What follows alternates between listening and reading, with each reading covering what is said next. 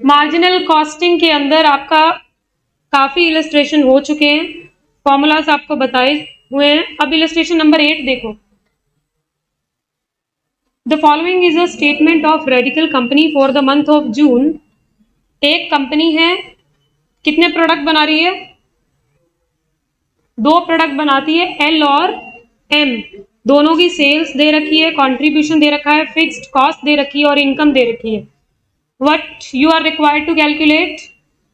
PV ratio for each product, then compute the PV ratio, BEP and net income for the following assumption। नीचे वाले question पे तो बाद में जाएंगे, पहले प्रोडक्ट वाइज पीवी रेशो बताइए। एल का PV ratio 18,000 divide by 60,000 multiply 100।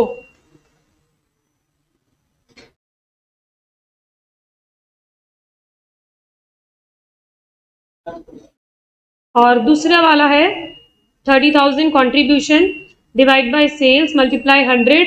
तो ये आपने बोला 30 और ये आपने बोला 60, 50 हो गया सबका सेम आया है।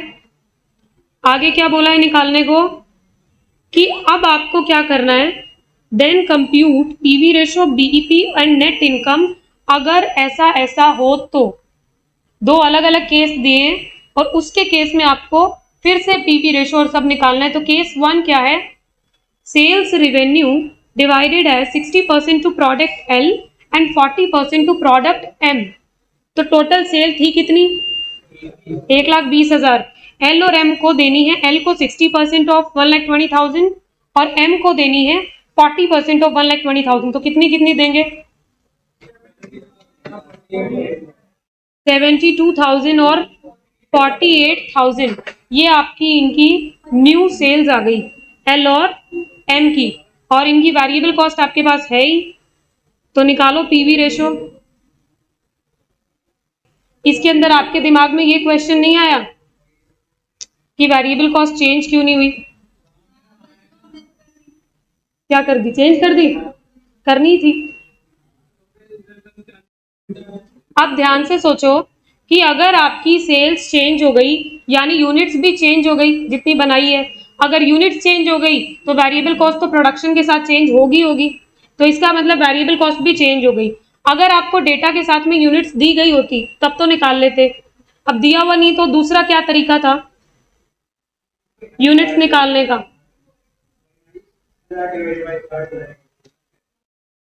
वेरिएबल कॉस्ट का रेशो निकालो पहले।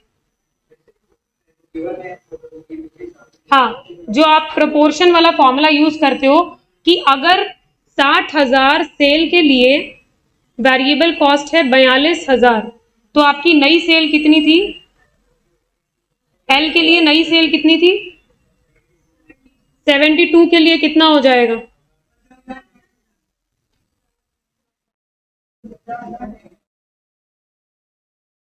ये निकलेगा ऐसे। तो नई वेरिएबल कॉस्ट आ गई 50,400। तो ऐसे ही एम के लिए निकाल सकते हैं।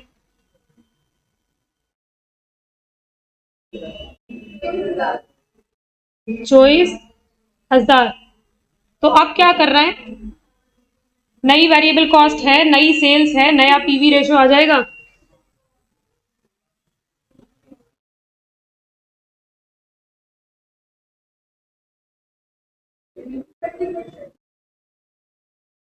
क्वेश्चन देखने में जितना सिंपल लग रहा है उतना है नहीं। देखने में लगा कि सारा डेटा दिया हुआ है और बहुत इजीली हो जाएगा, पर आपको कुछ चीजें जो शुरू में कॉस्ट का नेचर बताया था ना, उसको ध्यान में रखते हुए करनी पड़ेगी। सेल बदली तो सेल की यूनिट बदली, यूनिट बदली तो वेरिएबल कॉस्ट बदली। नई वेरिएबल कॉस्ट निकालने का तरीका ढूंढना पड़ेगा कि कैसे निकाले। एक तरीका तो उन्होंने बता दिया, दूसरा तरीका और भी होता है, आप रेशो निकाल लो सेल्स के कंपैरिजन में कितने परसेंट है। नई सेल जब आपने लिखी तो उसको उतना परसेंट करके उसकी वेरिएबल कॉस्ट निकाल पाएंगे। तो पीवी रेशो क्या आ रहा है? 30% और 50%। अच्छा ठीक है, अब आप फर्स्ट वाला केस तो कर चुके, सेकंड वाला मैं वापस करवाती हूँ ताकि जिनका नहीं हुआ उनको बात समझ में आ जाए। Sales revenue divided as 40% to product L 60% to product M. Total 1,20,000 है। आपको कितना एल को देना है? 48,000। और एम को कितना देना है? 72,000। साथ साथ चल रहे हैं, ठीक है। अब आपको चाहिए वेरिएबल कॉस्ट। आपकी वेरिएबल कॉस्ट का रेशो क्या है? शिव निकाल के बताओ।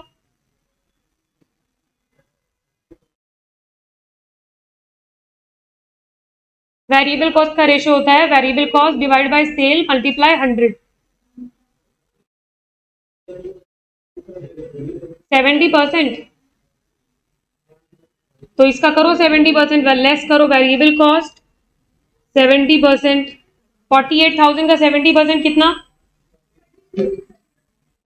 33,600। आप लेस करोगे तो आपके पास में कंट्रीब्यूशन कितना आएगा? 14,400। ठीक है। अब फिक्स्ड कॉस्ट तो दोनों की फिक्स ही है आपके पास में, ठीक है। ऐसे ही एम का करो। एम के केस में वेरिएबल कॉस्ट इज 50%। 36,000 दोनों का टोटल करो। Total contribution you received is ये, लेस करो फिक्स्ड कॉस्ट, प्रॉफिट कितना आया?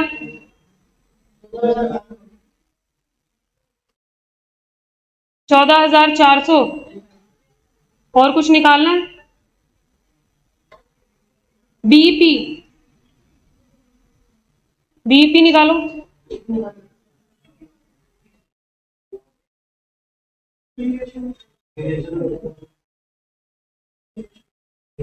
पीवी रेशो निकाल लो।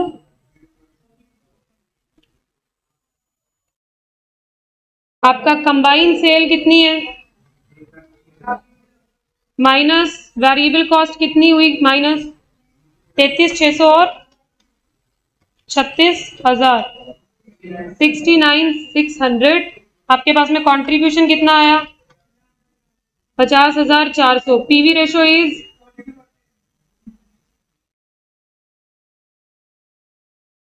42%। फिक्स्ड कॉस्ट है, पीवी रेशो है, बीईपी निकल जाएगा।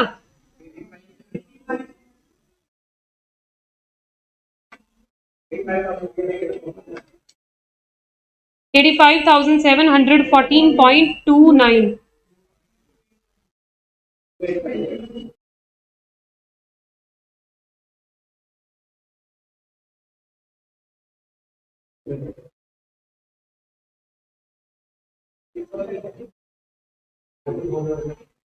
हो गया?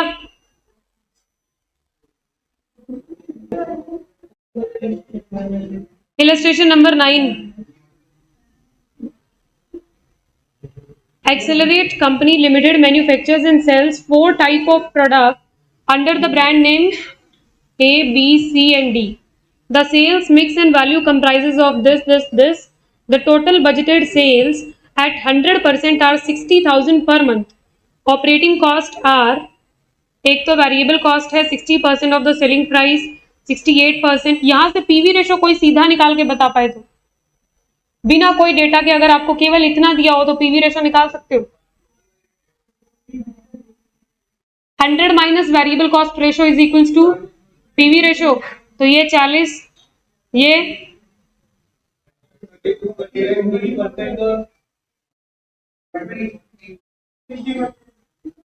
काश इसने पूछा होता पर नहीं पूछा, पीवी रेशो नहीं पूछा है, पर फिर भी निकालना तो पड़ेगा ही। फिक्स्ड कॉस्ट दे रखी है, calculate the break even point for the products on overall basis. पूरी कंपनी का ब्रेक इवन पॉइंट निकालना है। पहले तो क्वेश्चन नंबर ए तक ही देखना, सिर्फ पूरी कंपनी का ब्रेक इवन पॉइंट। अगर टोटल सेल 60,000 है तो आपका ए, बी, सी और डी इनकी कितनी कितनी सेल है?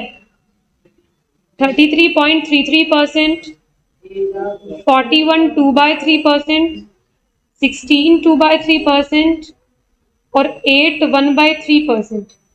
किसी को ये कंफ्यूजन है क्या कि 41 2/3% कितना होता है? नहीं है तो फिर निकाल दो।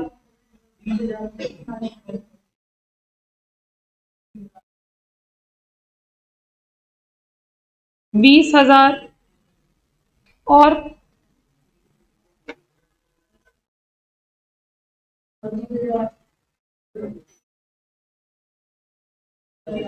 41.67% करना है आपको 60,000 का। 25,000, 10,000 और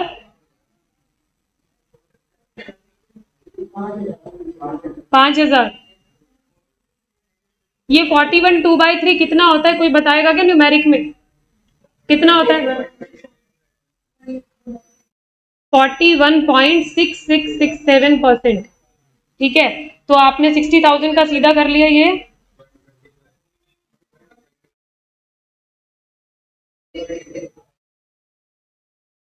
ठीक है, बहुत सीधा भी कर सकते हैं, 2/3 को पॉइंट्स में लो और प्लस कर दो 41 में। सेल्स आ गई, वेरिएबल कॉस्ट दे रखी है, जरूरत ही नहीं है, पीवी रेशो है ही आपके पास, लिख दो सीधा ही। PV ratio 40%, 32%, 20% and 60%। Break even point, fixed cost दे रखी है, तो आपको क्या चाहिए? कंबाइन पीवी रेशो चाहिए। अगर कंबाइन फिक्स्ड कॉस्ट है तो कंबाइन पीवी रेशो चाहिए, उसके बाद सारा काम हो जाएगा। कंबाइन पीवी रेशो निकालो।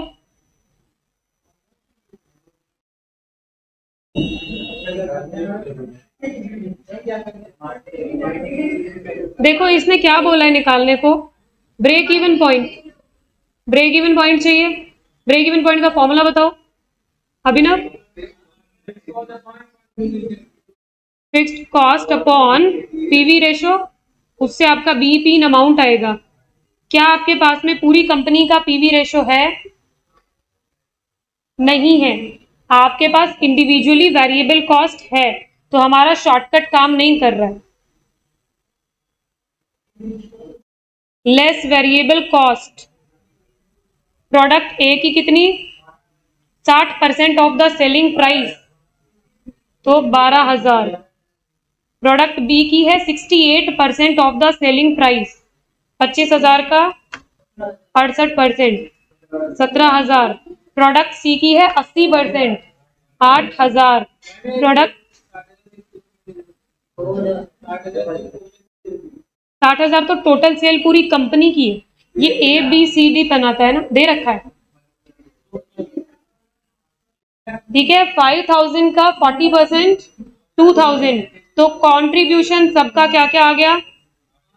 8,000, 8,000, 2,000 और 3,000। Total contribution is 21,000। Total sales is 60,000। तो PV ratio is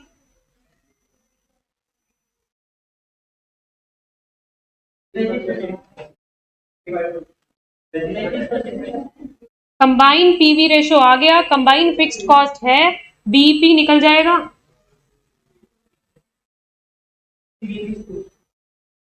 BEP will be fixed cost divided by PV ratio. 42,000, sign लगा देना रुपी का क्योंकि ये अमाउंट में आया है। यहां तक सबको बात समझ में आ गई क्या?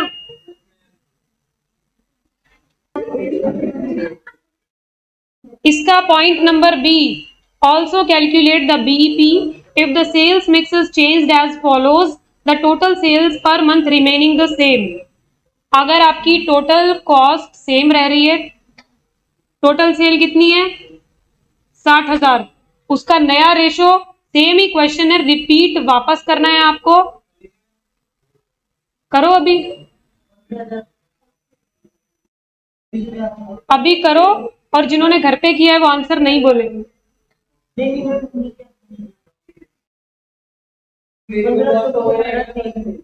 परसेंटेज तो वही रहेगा ना, पिछले वाले में अपन ने परसेंटेज ही तो निकाली थी।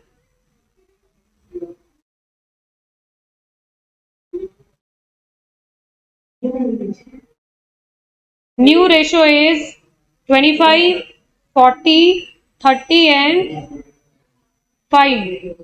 तो 60,000 के हिसाब से 15,000 रुपए की सेल ए प्रोडक्ट की हो रही है, 24,000 की इसकी, 18,000, 3,000 less variable cost 60% of the selling price, already percentage में है तो कोई दिक्कत नहीं है। 9,000, 16,320, 18,000 का 80%, 14,400 और 3,000 का 40%। ये आपके पास में आया कंट्रीब्यूशन।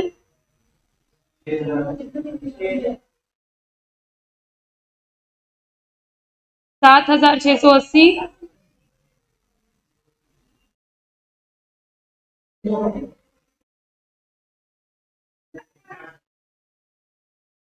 टोटल करो contribution 19,080। Total contribution divided by total sales multiply 100, PV ratio will be 31.8%। इसने फिक्स्ड कॉस्ट का कुछ भी नहीं बोला है, तो बीईपी निकालने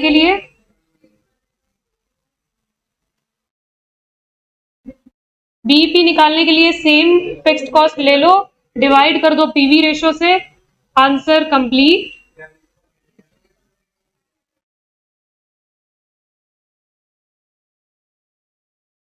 ये क्वेश्चन कह सकते हो कि आने लायक क्वेश्चन है, क्योंकि वहां पे आपसे फिगर में मिस्टेक हो रही की चांस है।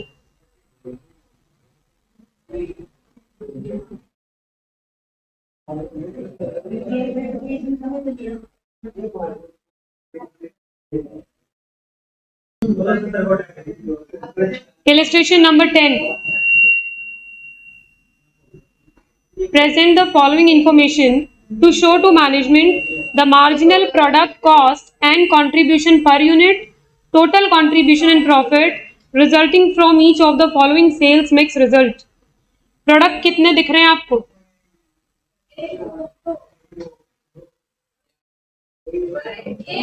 बॉटल में पानी है ना, 4 कैसे नजर आ रहे हैं? 2 ही है। प्रोडक्ट कितने हैं? ए और बी, 2 प्रोडक्ट है, ठीक है। अब आपको दे रखा है डायरेक्ट मटेरियल, इसका नेचर पता है सबको? डायरेक्ट मटेरियल का नेचर वेरिएबल और फिक्स्ड। कौन फिक्स्ड बोल रहा है?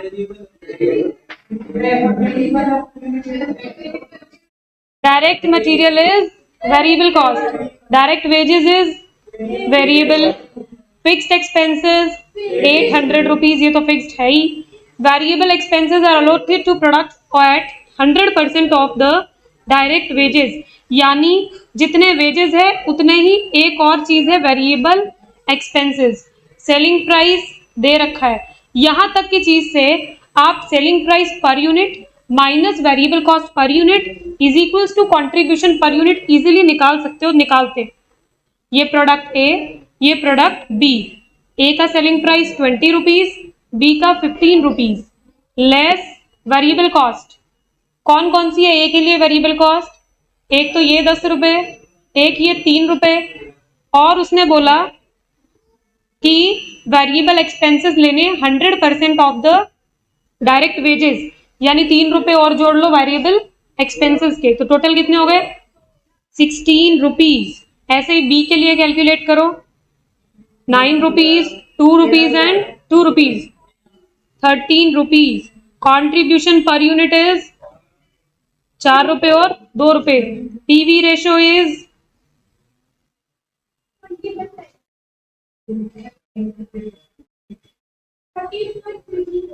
20% और 13.33, यही आया सबका?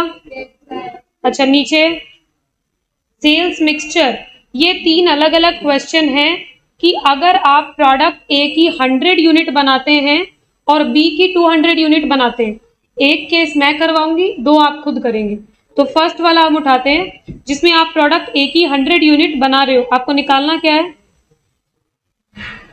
Marginal product cost and contribution per unit और टोटल कंट्रीब्यूशन, वही कॉस्ट शीट बनानी है मार्जिनल कॉस्टिंग वाली। तो प्रोडक्ट ए का और प्रोडक्ट बी का 100 units, 200 units, sales is 100 multiply 20 rupees 2000, और इसकी सेल्स 15 रुपए सेलिंग प्राइस है, 200 यूनिट है, 3000 रुपए लेस वेरिएबल कॉस्ट 1600 और 2600, 2000।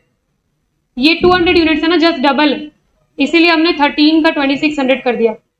Contribution 400, 400 fixed cost 800, 800 fixed cost पूरी कंपनी की है और वो कंपनी 2 प्रोडक्ट बना रही है, तो total contribution is 800 less total fixed cost 800, ये आ गया 0।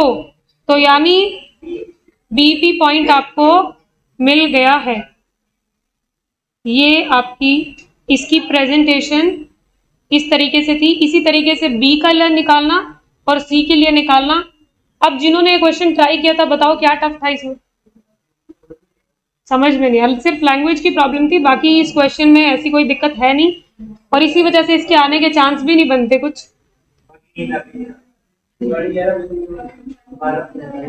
कम्युनिकेशन क्लास का बहुत गहरा असर पड़ा है सब पे।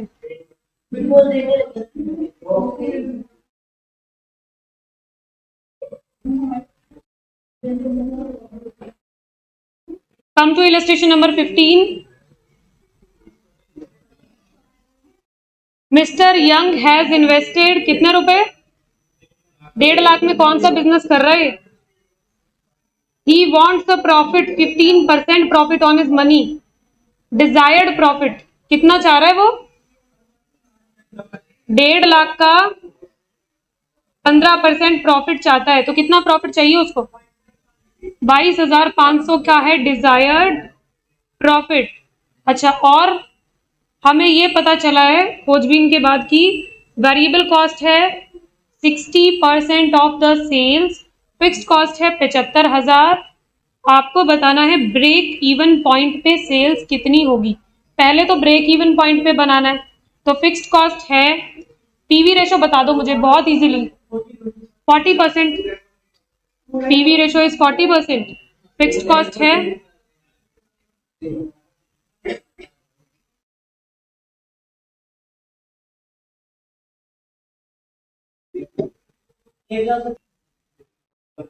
What sales volume must be obtained to his 15% return of investment? जो आपने ये डिजायर किया था प्रॉफिट, इसके लिए डिजायर्ड सेल्स क्या है? फॉर्मूला याद है?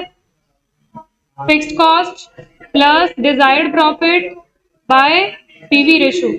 सो fixed cost is 75,000 plus desired profit is 22,500, PV ratio is 40%।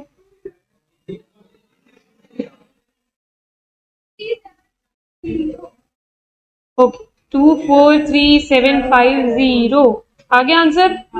Third, mister young estimates that even if he close the doors of his business he would इनकर 25,000 expenses per year. देखो अब ये क्या कह रहा है कि at what sale would be better off by locking his sales up. अभी भी क्वेश्चन डिजायर्ड सेल का ही है कि कितनी सेल करूं कि अगर मैं बिजनेस बंद भी कर दूं तो इस घाटे को कवर करने के लिए मेरा हेल्प हो जाए। तो जब आप डिजायर्ड सेल का फॉर्मूला लगा रहे थे fixed cost plus profit divide by PV, अगर यहां पे लॉस होगा तो क्या उसका साइन चेंज कर दिया जाना चाहिए? तो प्लस की जगह माइनस किया जाना चाहिए 25,000। तो आपकी फिक्स्ड कॉस्ट है 75,000। इस बार आपको लॉस को कवर करना है, 25,000 के लॉस को कवर करना है। पीवी रेशो है 40%। 1 लाख 25,000 क्यों किया? देखो हर्षिता, जो अपन ने डिजायर्ड प्रॉफिट या डिजायर्ड सेल सीखा, उसका अगर रियल लाइफ में मतलब देखें तो क्या था कि आप कितनी सेल करना चाहोगे कि आप इतना प्रॉफिट कमा पाओ। तो अगर आपसे कोई पूछे कि आप कितनी सेल करना चाहोगे कि आप इतने लॉस को कवर कर पाओ, प्रॉफिट और लॉस एक दूसरे से ऑपोजिट है। तो अगर आप फॉर्मूले में प्रॉफिट के लिए प्लस लगा रहे थे तो लॉस के लिए माइनस होना चाहिए। उसने ये बोला कि जब मैं बिजनेस को बंद कर देता हूं ना तो मुझे फिक्स्ड कॉस्ट लगती है इतनी, इतना नुकसान तो पता ही होगा ना, रेंट का खर्चा होगा उसका, कि अगर मैं बिजनेस बंद भी कर दूंगा ना तो भी मेरा किराया दिया हुआ है आगे तक का, तो वो तो मेरा नुकसान होगी।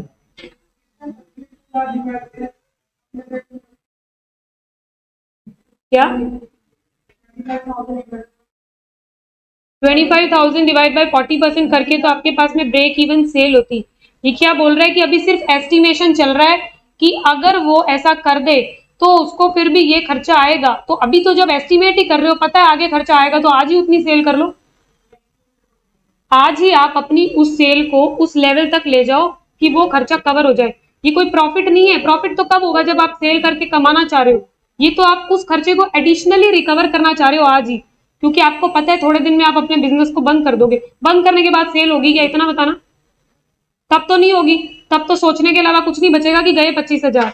आज ही सोच लेते हैं कि शायद वो 25,000 हो तो उसके बराबर कितनी सेल करें। तो ये आपकी शटडाउन सेल्स है 1,25,000। जब आपकी इतनी सेल हो जाए तब आप मस्ती से शट डाउन करके चले जाना, कोई नुकसान नहीं होगा। एक ही फॉर्मूला है शट डाउन सेल्स का, fixed cost minus shut down cost divide bye PV ratio.